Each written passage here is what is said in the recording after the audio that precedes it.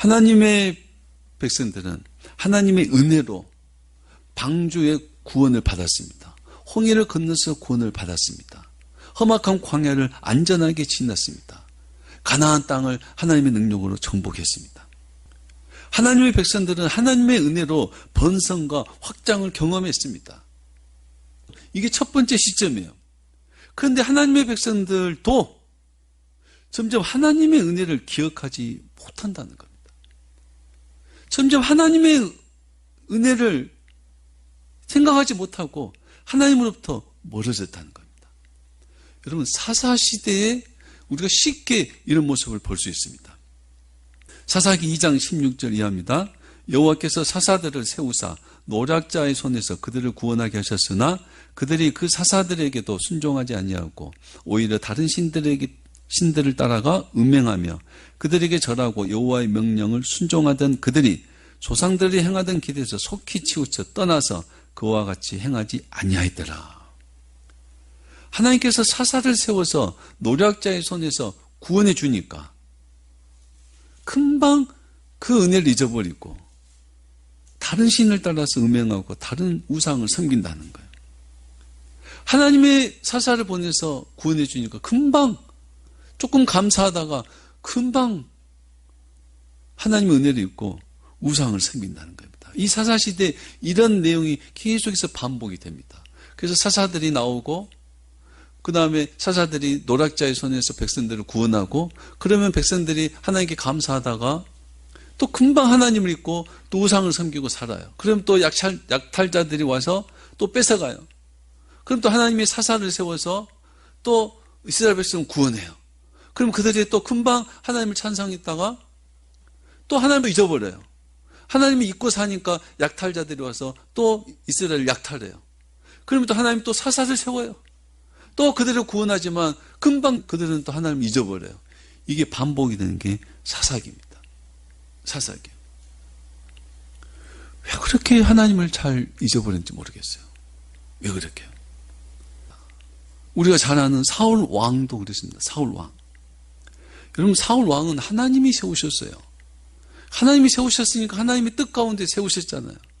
하나님이 사울이 겸손했을 때 가장 작은 지파, 가장 작은 집안에서 겸손한 사울을 왕으로 기름 부으셨습니다. 하나님의 은혜로 왕이 됐어요.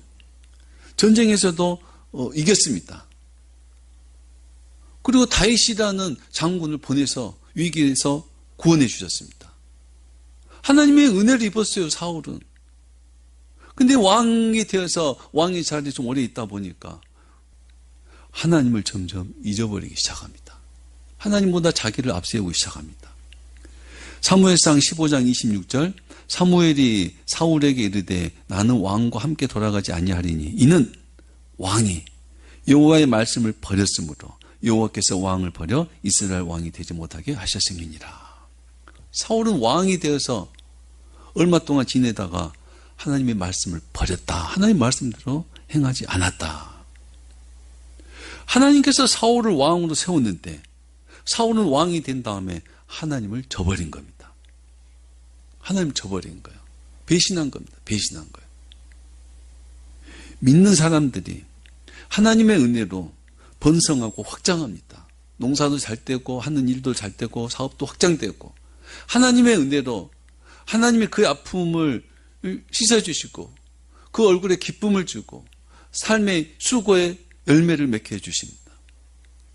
분명히 하나님 은혜로 번성했는데 시간이 가면서 점점 하나님의 그 은혜를 잊어버립니다. 하나님의 은혜를 잊어버리니까 하나님을 경외함, 하나님을 두려워함이 점점 사라집니다. 하나님의 말씀을 불필요하게 생각합니다. 이제 내가 다 있으니까요. 넘치니까요. 굳이 내가 하나님의 말씀을 따를 필요도 없다고 생각하는지, 심지어 교회 안에서 내가 낸 헌금이 교회를 운영하고 있어, 이런 생각을 해요. 안타깝습니다. 사실 교회 안에 크게 헌금하신 분들이 있어요. 어떤 교회는 정말 많이, 어떤 교회는 정말 너무 많이. 많이 하면 좋죠. 좋지 않겠어요? 좋죠. 헌금을 많이 해서 교회가 계좌들이나 또 교회 사업이나 이것들 풍족하게 할 수 있어서 얼마나 좋아요. 그런데 어느 순간, 처음에는 안 그랬어요. 처음에는 하나님의 은혜로 이렇게 번창해서 이렇게 헌금할 수 있어서 감사합니다. 시간이 지나면서 내가 내는 헌금이 교회를 운영하고 있어. 내가 없으면 교회 운영도 안 돼. 이렇게 교회의 주인 행세를 한 거예요. 하나님의 은혜를 잊어버린 사람. 두 번째 시점입니다. 하나님을 경외하지 않습니다. 하나님을 잃어버립니다. 하나님이 그를 떠나버립니다. 여러분 어떻습니까? 여러분 우리는 어떠냐 이 말이에요. 우리는요. 남의 이야기가 아니라 우리 이야기 생각하면요. 하나님의 은혜로 건강을 얻었어요. 처음에는 너무 하나님께서 나를 살리셨다. 하나님 나에게 은혜를 주셨다. 점점 그걸 잊어버립니다. 잊어버려. 하나님 은혜가 잊혀집니다. 잊혀져. 혹시 여러분도 그러지 않냐 이 말입니다. 분명히 하나님의 은혜로 위기에서 구원을 받았고 하나님의 은혜로 번성함을 누리고 있는데 하나님의 도우심을 잊고 하나님이 내게서 잊혀져 가고 있지 않느냐 이 말입니다. 우리는 예수님의 십자가로 죄사함을 받았습니다. 그런데 어느 순간 그 십자가의 은혜를 점점 잊고 있습니다. 잊고 있어요. 내 잊고 있다가 사순절 때만 좀 생각을 하는지 예수님이 십자가가 어떻게 사순절 때만 기억을 해요. 매일같이 나는 죽고 그리스도의 은혜로 사는 그 삶 속에서 주님의 은혜에 감사해야죠. 십자가의 은혜로 구원을 받았는데 점점 십자가의 그 은혜는 잊어가고 내가 이렇게 의로워, 난 이렇게 잘하고 있어, 나는 이렇게 기도 생활이 좋아, 나는 이렇게 경건하고 착해, 자기 의를 내세우고 있지 않느냐 이 말입니다. 나 같은 죄인이라고 고백했던 사람이 이제는 그렇게 고백을 안 해요. 나 같은 의인이라고 자기를 내세웁니다. 두 번째 시점입니다. 죽을 것 같았는데 그때는 그렇게 겸손했어요. 그러나 주님이 살려주시니까 다시 교만해져 있지 않느냐 이 말입니다. 살만하고 필요한 것이 충분하니까 이제는 하나님을 잊고 있지 않느냐 이 말입니다. 전에는 내가 빨리 세상 떠나서 하나님 곁에 가고 싶다. 하나님 왜 저를 부르지 않습니까? 하다가 그때는 살기가 힘들었거든요. 지금 이제 살만해요. 부유해요. 돈도 많고 여행도 많이 가고 싶고 그러니까 하나님 조금 있다가 저를 데려가십시오. 하나님을 잊혀져 갑니다. 우리는 하나님 앞에서 하나님에 대한 우리의 마음과 믿음이 변함이 없기를 바랍니다. 우리가 가난했을 때나 부유했을 때나 병들었을 때나 건강할 때나 내 것을 다 잃어버렸을 때나 하나님으로부터 내 것을 다 찾았을 때나 있을 때나 넘칠 때나 하나님에 대한 우리의 마음과 믿음은 변함이 없어야 된다는 말입니다. 우리에게 주신 은혜, 우리를 부흥케 하신 은혜, 우리를 구원하신 은혜, 그 은혜가 넘쳐서 우리가 이제 안전하게 살고 경제적으로 풍요하고 우리의 지식이 넘치고 그래서 부족함이 없는 삶을 살 때 겸손함도 변함이 없어야 됩니다. 겸손함, 사람들이 와 대단해요 할 때 아니요, 저는 아무것도 한 게 없어요. 하나님의 은혜입니다. 오직 하나님의 은혜입니다 하는 그게 진실이어야 합니다. 진실. 보여주는 말이 아니라 그게 진실돼야 됩니다. 변함없이 하나님을 두려워해야 됩니다.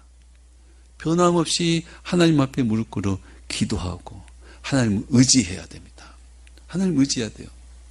아무것도 없을 때는 하나님만 의지하다가 뭔가 좀 가진 게 생기니까 은행을 의지하고 어떤 사람을 의지하고 자기 지식을 의지하고 그렇게 돼요. 하나님을 찾기보다 정치인을 찾고 권력자들을 찾고 우리는 변함이 없어야 됩니다. 하나님 앞에 나의 연약함과 부족한 존재로서 무릎 꿇는 그게 변함이 없어야 됩니다.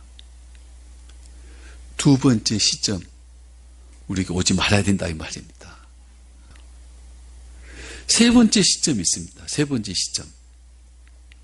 세 번째 시점을 요약하면 하나님을 잊어버린 두 번째 시점에 세상을 하나님이 심판하신다는 시점입니다. 그리고 또 있습니다. 모세를 따르는 백성을 구원하신다는 시점입니다. 그러니까 심판과 구원의 시점이 있습니다.